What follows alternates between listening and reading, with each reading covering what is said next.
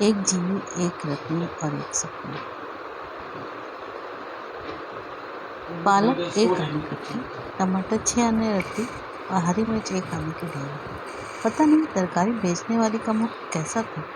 मुझे लगा पालक के पत्तों की सारी कोमलता, टमाटरों का सारा रंग और हरी मिर्चों की सारी खुशबू उसके चेहरे पर पुती हुई थी। एक बच्चा उसकी झोली में दूध पी रहा था। एक मुट्ठी में उसने माँ की चोली पकड़ रखी थी और दूसरा हाथ वह बार बार पालक के पत्तों पर पटकता था। माँ कभी उसका हाथ पीछे हटाती थी और कभी पालक के ढेरों को आगे सरकाती थी। पर जब उसे दूसरी तरफ बढ़कर कोई चीज़ ठीक करनी पड़ती थी तो बच्चे का हाथ फिर पालक के पत्तों पर पड़ जाता था। उस स्त्री ने अपने बच्चे की मुट्ठी खोलकर पालक के पत्तों को छुड़ाते हुए घूर कर देखा, पर उसके होठों की हंसी उसके चेहरे की सलवटों में से उछलकर बहने लगी। सामने पड़ी हुई सारी तरकारी पर जैसे उसने हंसी छिड़क दिया और मुझे लगा ऐसी ताज़ी सब्जी कभी नहीं उगी होगी। कई तरकारी बेचने वाले मेरे घर के दरवाजे के सामने से गुजरते। कभी देर भी हो जाती थी पर किसी से तरकारी ना खरीद सकती थी। रोज इस स्त्री का चेहरा मुझे बुलाता रहता था। उससे खरीदी हुई तरकारी जब मैं काटती, धोती और पतीले में डालकर पकाने के लिए रखती, सोचती रहती उसका पति कैसा होगा। वह जब अपनी पत्नी को देखता होगा, छूता होगा, तो क्या उसके होठों में पालक का, टमाटरों का और हरी मिर्चों का सारा स्वाद घुल जाता होगा। कभी कभी मुझे अपने पर खींच भी होती थी। इस स्त्री का ख्याल किस तरह मेरे पीछे पड़ गया। इन दिनों मैं एक गुजराती उपन्यास पढ़ रही थी। उस उपन्यास में रोशनी की लकीर जैसी एक लड़की थी, जीवी। एक मर्द उसको देखता है और उसे लगता है कि उसके जीवन की रात में तारों के बीज उगाए हैं। वह हाथ लंबे करता है पर तारे हाथ नहीं आते और वह निराश होकर जीवी से कहता है, तुम मेरे गांव में अपनी जाति के किसी आदमी से ब्याह कर लो, मुझे दूर से ही सूरत दिखाती रहना। उस दिन का सूरज जब जीवी देखती तो वो इस तरह लाल हो जाता जैसे किसी ने कुंवारी लड़की को छू लिया हो। कहानी के धागे लंबे हो जाते और जीवी के चेहरे पर दुखों की रेखाएं पड़ जाती। इस जीवी का ख्याल भी आजकल मेरे पीछे पड़ा हुआ था, पर मुझे खींच नहीं होती थी। वे तो दुखों की रेखाएं थी, वही रेखाएं जो मेरे गीतों में थी, और रेखाएं रेखाओं में मिल जाती हैं। पर वह दूसरी जिसके होठों पर हंसी की बूंदें थी, केसर की तुरियां थी। दूसरे दिन मैंने अपने पाँव को रोका कि मैं उससे तरकारी खरीदने नहीं जाऊंगी। चौकीदार से कहा कि यहाँ जब तरकारी वो बेचने वाला आए तो मेरा दरवाज़ा खटखटाना। दरवाजे पर दस्तक भी हुई। एक एक चीज़ को मैंने हाथ लगा कर देखा। आलू नरम और गड्ढों वाले, फ्रांस बीन जैसे फलियों के दिल सूख गए थे। पालक जैसे वह दिन भर की धूल फाँक कर बेहद थक गई हो। टमाटर जैसे वो भूख के कारण बिलखते हुए सो गया हूँ। हरी मिर्चें जैसे किसी ने उनकी सांसों में से खुशबू निकाल ली हो। मैंने दरवाज़ा बंद कर लिया और मेरे रोकने पर भी उस सरकारी वाले की ओर चल पड़े। आज उसके पास उसका पति भी था। वह मंडी से तरकारी लेकर आया था और उसके साथ मिलकर तरकारियों को पानी से धोकर अलग अलग रख रहा था और उनके भाव लगा रहा था। उसकी सूरत पहचानी सी थी। इसे मैंने कब देखा, कहाँ देखा। एक नई बात मेरे पीछे पड़ गई। बीबी जी आप? हाँ, पर मैंने तुम्हें पहचाना नहीं। इसे भी नहीं पहचाना?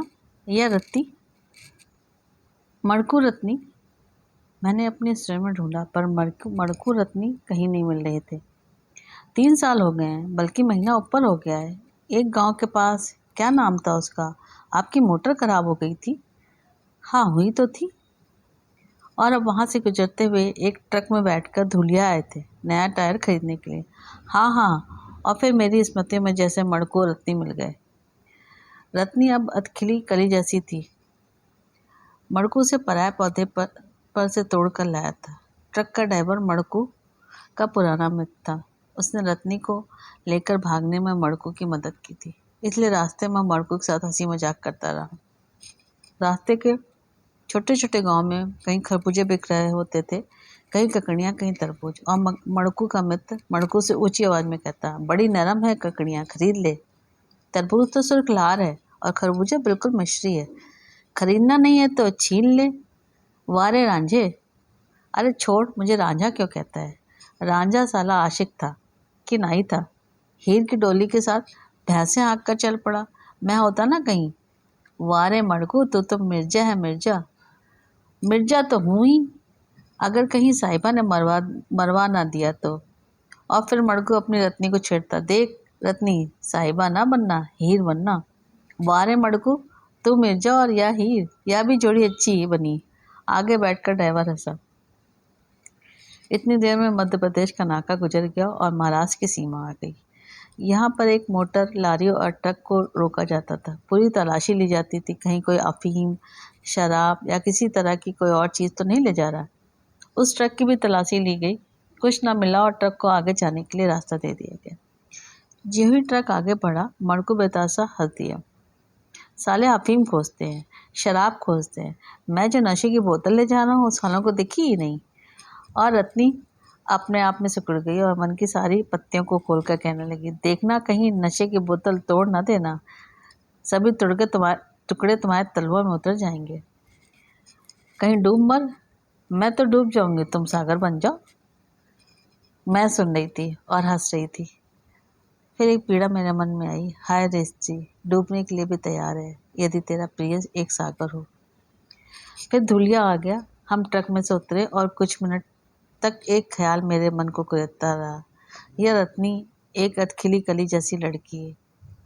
मड़कू इसे पता नहीं कहाँ से तोड़ लाया था। क्या इस कली को अपने जीवन में महकने देगा, या कली कहीं पाँव में ही तो नहीं बदली जाएगी? पिछले दिनों दिल्ली में हुई एक घटना हुई थी। एक लड़की को एक मास्टर वायलिन सिखाया करता था और फिर दोनों ने सोचा कि वो बम्बई भाग जाए।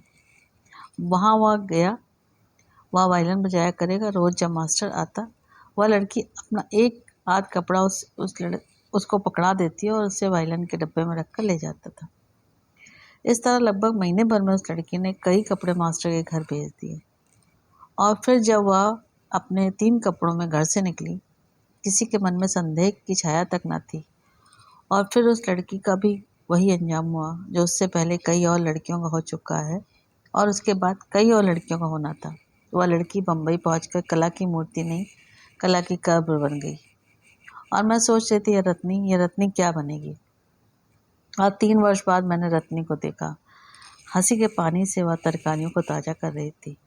पालक 1 आने गट्ठी, टमाटर 6 आने रत्ती और हरी मिर्च 1 आने ढेर। और उसके चेहरे पर पालक की सारी कोमलता, टमाटर का सारा रंग और हरी मिर्चों की सारी खुशबू पुती हुई थी।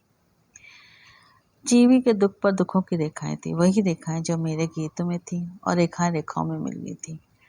रत्नी के मुख पर हंसी की बूंदें थी। वह हंसी जब सपने उगाए तो ओस की बूंदों की तरह उन पत्तियों पर पड़ जाती और वे सपने मेरे गीतों के तुकान बनते थे। जो सपना जीवी के मन में था, वही सपना रत्नी के मन में था।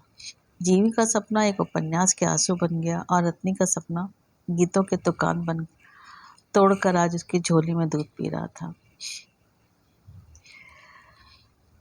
दोस्तों, ये एक बहुत ब्यूटीफुल स्टोरी है अमृता प्रीतम जी की। अगर आप लोगों को अच्छी लगती है तो प्लीज़ इसे लाइक करिएगा और शेयर भी करिएगा या मेरे चैनल को सब्सक्राइब करिएगा। Thank you so much.